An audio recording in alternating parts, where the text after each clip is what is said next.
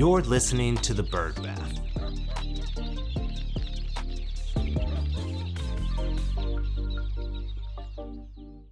This episode of The Bird Bath is brought to you by Ignite Veterinary Solutions, creators of the Veterinary Receptionist Certificate of Excellence, the VRCE.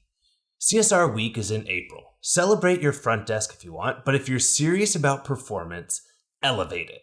With more than 1,000 graduates and thousands more enrolled, VRCE is becoming the standard across veterinary medicine.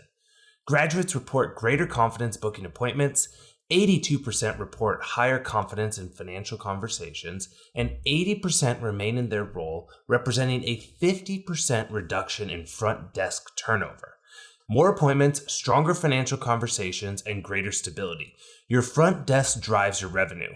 Train it like it matters. This isn't just feel-good training, it's economic performance. Join the movement. Visit vrce.vet and use the coupon code BIRDBATH25 for a special offer for VRCE General Practice, VRCE Special Emergency, and now VRCE en Español. Welcome back to The Bird Bath. Each week we scrape the surface of the news you need to know, so let's get into it. Top story this week is some acquisitions. You know we got to hit on them. So top story, Neogen is selling their genomics business GeneSeek to Zoetis for $160 million. Now Zoetis isn't new to genomics, but acquiring Neogen's portfolio adds quite a few things. They've got a comprehensive genotyping platform, advanced software solutions, as well as 5 global laboratories across the US, Brazil, Australia, China, and the UK. The business generated approximately $90 million in the last fiscal year, and the deal is expected to close in the second half of this calendar year.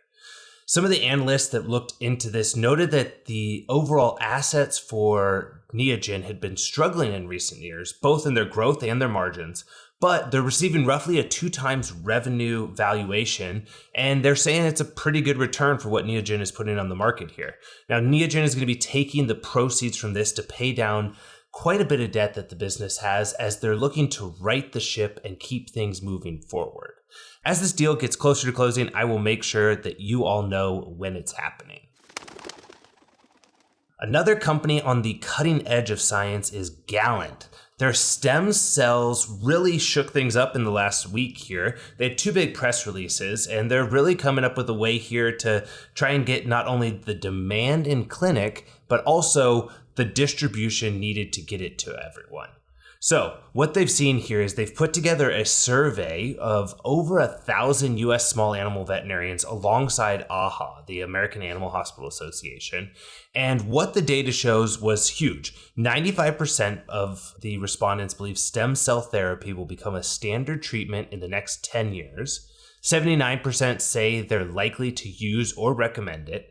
93% said they'd be more likely to offer it if it's off the shelf and easy to administer. So a lot of this is just sweet nothings to the team at Gallant because these are all the things that they're trying to tackle here. Nearly half of the respondents say that pet owners are already asking about regenerative medicines. So the demand is there, but how are we going to get these in the hands of the clinics? Well, Gallant also announced a distribution partnership with MWI Animal Health, who we have just been wearing out the pages on their story around Covetrus and everything like that. But new partnerships, great things happening here. And the big thing here is these types of biologics don't move like your traditional Rimadyl. These are things that require ultra low temperature cold chain. So the partnership here is building out the infrastructure for that cold chain, creating a fulfillment model for stem cell biologics, preparing clinics for the anticipated FDA conditional approved therapies. And they're really tackling something that a lot of people are looking at right off the bat. They're looking to tackle refractory feline chronic gingivostomatitis, or RFCGS. So the goal here is to bring the first conditionally approved stem cell therapies in companion animal to the market. Now, I gotta say here, there was a lot of I've actually been talking with a lot of independent practice veterinarians over the past couple weeks here, and it's been fun. It's something that I really enjoy doing. It's something that They're still the majority of practices are still independently owned in the US. So it's a key piece. And the feedback I got was, Ryan, talk about us a little bit. Tell us what we can do to participate in a lot of these things you're talking about. So I'm going to try and make this next story bring it all together here for you. So there were 3 big investments around improvement of the industry. And I think there are 3 things that practices at all levels, and especially practices on the independent side, should be looking at and thinking about. So first off, we have the Mars Impact Fund. Mars has launched a $250 million commitment over the next 10 years, focused on driving lasting change in what they call people, pets, and the planet, including the keywords we're talking about nonstop: access to care and scalable community impact models. The goal here, it's a long-term initiative. It's starting with $85 million over the first couple of years, and then $50 million recurrent for the next several years after that. Now, that's incredible. Big kudos to Mars. I want to talk about how the independent practices can do some of these things. So another big philanthropic activity here was the Dave and Cheryl Duffield Foundation, along with the Bissell Pet Foundation. The Duffield Foundation has committed $6 million to expand their partnership in the Fix the Future program. So the program has already supported more than 600,000 subsidized spay and neuter surgeries nationwide. And the Duffield Foundation, if you're saying, hey, I heard that name, they were also recently a part of the Yes to Care program. So what you can do as independent practice, you can actually sign up to participate as a surgical provider in the Fix the Future network. They cover the cost to help you offer subsidized spays and neuters funded through the program, and you partner with local shelters or rescues already connected to Bissell to increase the caseload and community impact. So if you're listening to this, you're trying to say, how do we get more people in the door? How do we participate in this? Find out, go to the Fix the Future program from Bissell as well as the Duffield Foundation and participate in the Fix the Future deal here. Now, the next one is the AKC Humane Fund. The AKC Humane Fund has expanded its mission to support pet owners facing financial barriers to critical veterinary care. It's already been backed by about a $10 million commitment, and they're increasing the overall grant assistance here to help people take care of things like cancer care, emergency surgery, and chronic disease management.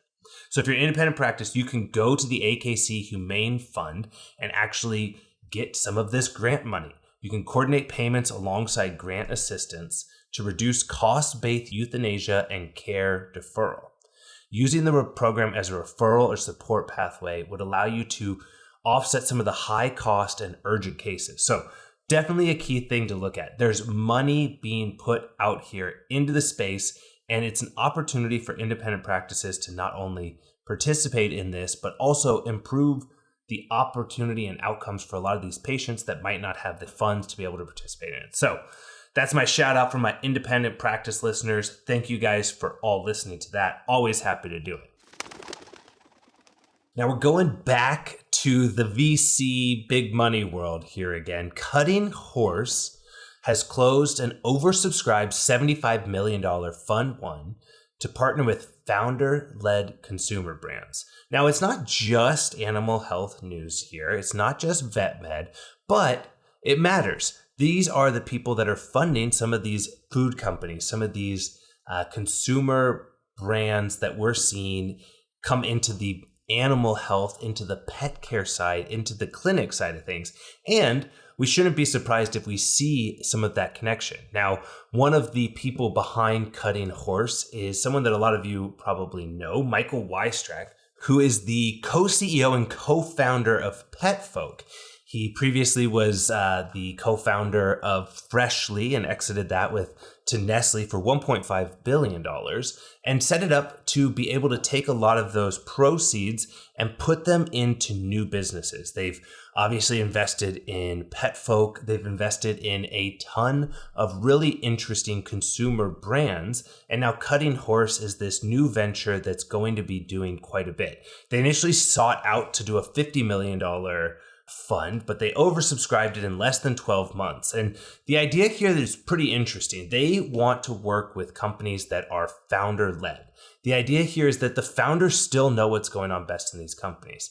They're looking for consumer brands with recurring revenue models, strong community or direct-to-consumer engagements, and companies that are benefiting from increased operational support and strategic scaling.